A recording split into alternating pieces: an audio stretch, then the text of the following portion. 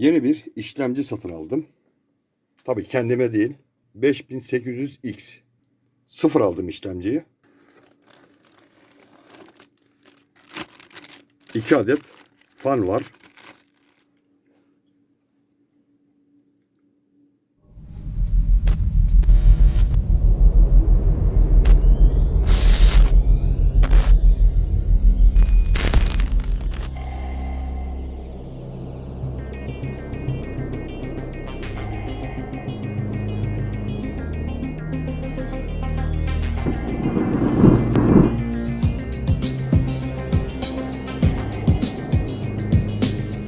Yeniden merhaba arkadaşlar. Yeni bir işlemci satın aldım. Tabii kendime değil. AMD Ryzen 7 serisi 5800X. İşlemciyi anakarta taktım. Sıfır aldım işlemciyi. Yani ilk defa ben açtım kutuyu. Bu işlemcinin sıfırını ben bir şekilde buldum. İşlemcinin test bilgilerini sizinle paylaşmak istedim. Anakartımız ASRock B550M HDV. İleriki zamanlarda bu sistemi komple kasaya toplayacağız. Şu anda sadece basit bir soğutucu ile çalıştıracağım. Sıcaklık değerlerine bakacağım işlemcinin. Daha sonra kule tipi soğutucu ile test edeceğiz. Arasındaki farka bakacağız. Çünkü bu 5800X serisi işlemcilerin çok ısındığını söylüyorlar. Acaba normal basit bir soğutucu ile iyi bir soğutucu arasındaki sıcaklık farkı nasıl? Buna bakacağız. Çünkü bu işlemcide onboard ya da APU dedikleri VGA çıkış yok. Harici ekran kartı takmak zorundasınız. Yoksa görüntü alamazsınız. Takalım. Çalıştırdık sistemi. Masa üstüne gidiyoruz. Sistem yeni açıldığı için şu anda soğuk. Bakalım sıcaklıklara.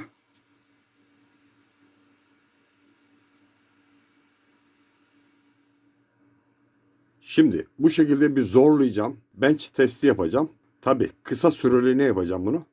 Çünkü işlemci şu anda savunmasız sayılır. Sadece sıcaklık ne kadar çıkabiliyor. Bunu kontrol edeceğim.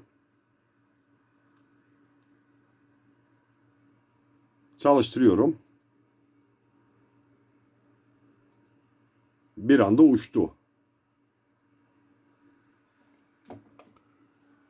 Yani demek oluyor ki bu işlemciye kule tipi soğutucu şart. Kule tipi soğutucu olmazsa bu işlemci anakartta kullanılamaz. Aşırı ısınıyor. Denedik az önce. Bu soğutucu yeterli gelmeyeceği için ben kule tipi soğutucu da satın aldım.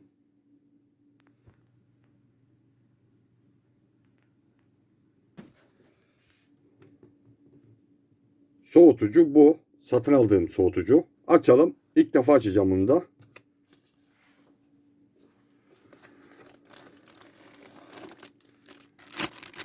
İki adet fan var. 12 santimlik.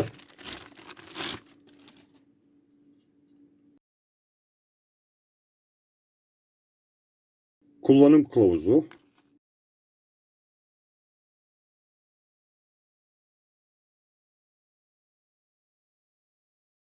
Fanın diğer parçalara ait takım seti. Hani bracket de dedikleri alt bracket, klipsler, mandallar hepsi bir arada.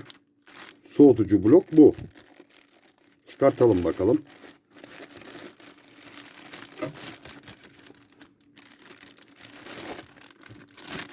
Bayağı büyükmüş. Ki işlemciyi ancak böyle bir soğutucu soğutabilir ya da ısınmasını engelleyebilir. Bayağı da büyük.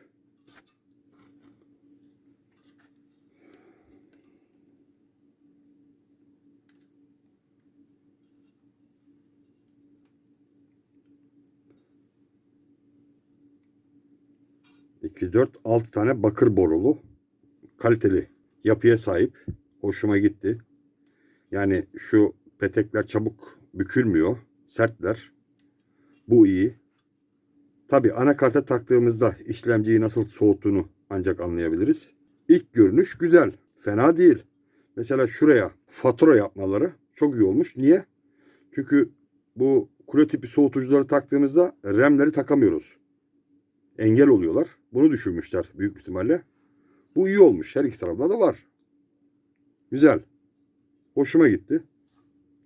Ha şunu da belirteyim. Ben herhangi bir kurum, şirket, ne bileyim ticari işletmeden sponsor almıyorum.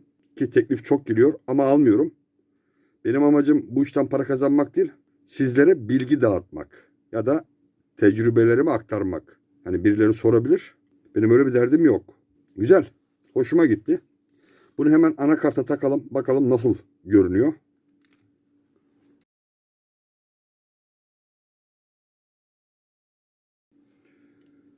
Bu alt braketi kullanmak zorundayız. Kutu içerisinden alt braket çıkmıyor AMD için.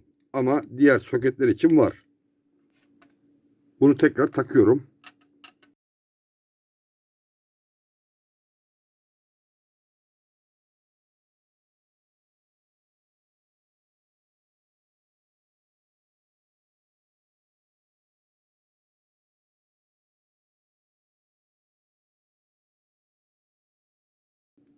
Başlangıç böyle olmalı.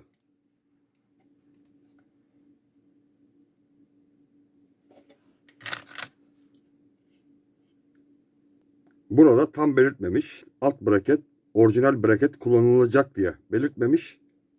Bu şekilde hazır. Bir de termal macun da göndermişler.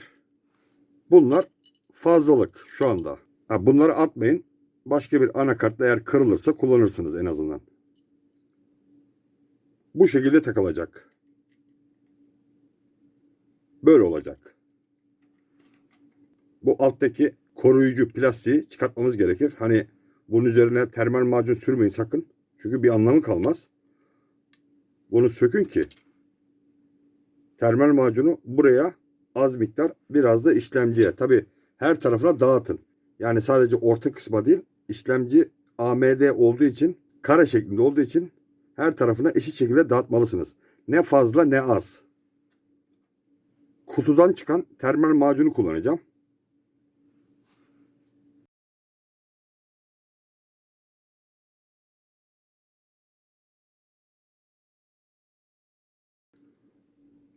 İşlemcinin her tarafına eşit şekilde dağıttım termal macunu.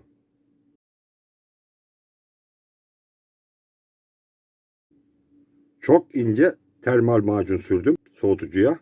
Buna da dikkat edin. Fanları daha sonra takacağım. Bu vidaları tam dibine kadar sıkmayın. Yoksa anakarta ya da işlemciye zarar verirsiniz. Hani dibine kadar gidiyor diye vidayı sıkmayın sakın. Az bir pay bırakın. Ya da emin olmak için buradan tur hesabı yapın. Çevirin bırakın. Tabi gevşekle yapmayın. Şimdi fanları takalım. Her ihtimale karşı önce RAM'leri taktım.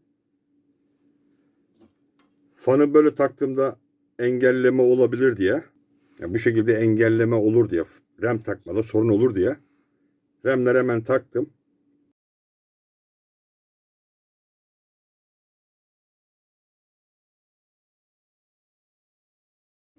Bu şekilde.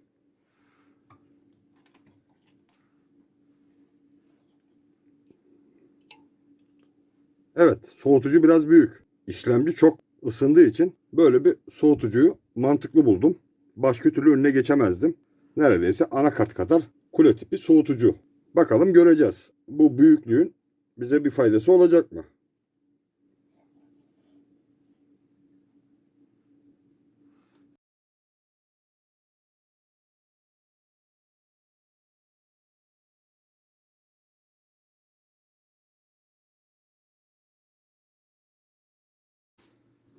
Evet, sistem hazır.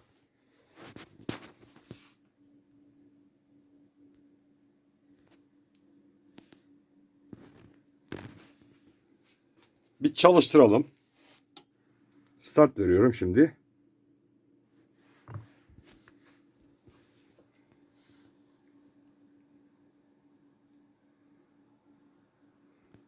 Evet arkadaşlar.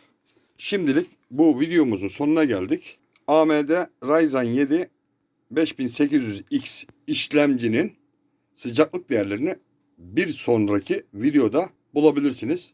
Aynı zamanda bu soğutucu, kule tipi soğutucu performansını da göreceksiniz. Bu ve buna benzer değişik enteresan içeriklerin gelmesini istiyorsanız kanalıma destek olun. Abone olmayı da unutmayın. Beni izlediğiniz için hepinize teşekkür ederim. Hepiniz Allah'a emanet olun.